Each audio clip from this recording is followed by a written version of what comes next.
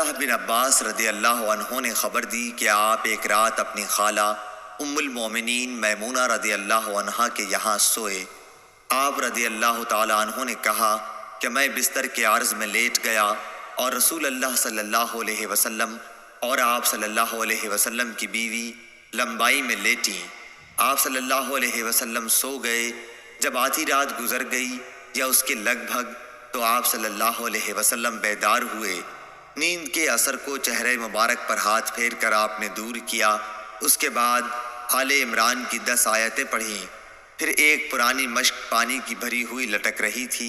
आप सल्लल्लाहु अलैहि वसल्लम उसके पास गए और अच्छी तरह वज़ू किया और नमाज के लिए खड़े हो गए। मैंने भी ऐसा ही किया। आप सल्लल्लाहु अलैहि वसल्लम प्यार से अपना दाहिना हाथ मेरे सर रख कर और मेरा कान पकड़कर उसे मलने लगे। फिर आप सल्लल्लाहु अलैहि वसल्लम ने 2 रकत नमाज पढ़ी, फिर 2 रकत, फिर 2 रकत, फिर 2 रकत, फिर 2 रकत, फिर 2 रकत, सब 12 रकतें। फिर 1 रकत वितर पढ़कर आप लेट गए। यहाँ तक कि मौज़िन सुबह सादिक की इत्तला देने आया तो आप सल्लल्लाहु अलैहि वसल्लम ने फिर खड़े होकर 2 रकत सुन्नत नमाज पढ़ी, फिर बाहर तशरीफ़ लाए और सुबह की नमाज पढ़ाई।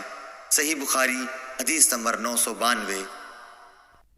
حدثنا عبد الله بن مسلمة عن مالك عن مخرمة بن سليمان عن كريب أن ابن عباس أخبره أنه بات عند ميمونة وهي خالته، فاضطجعت في عرض وسادة، واضطجع رسول الله صلى الله عليه وسلم وأهله في طولها، فنام حتى انتصف الليل أو قريبا منه، فاستيقظ يمسح النوم عن وجهه، ثم قرأ 10 آيات من آل عمران، ثم قام رسول الله صلى الله عليه وسلم إلى شن معلقة فتوضأ فأحسن الوضوء، ثم قام يصلي، فصنعت مثله، فقمت إلى جنبه فوضع يده اليمنى على رأسي وأخذ بأذني يفتلها، ثم صلى ركعتين ثم ركعتين ثم ركعتين ثم ركعتين ثم ركعتين ثم ركعتين ثم أوتر،